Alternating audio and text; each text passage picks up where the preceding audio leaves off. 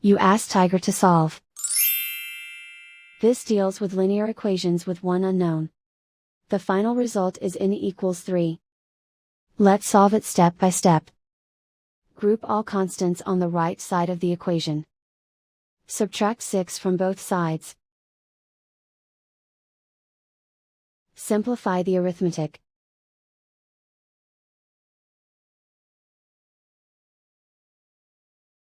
Isolate the x. Multiply both sides by inverse fraction 3/2. Group like terms. Multiply the coefficients. Simplify the fraction.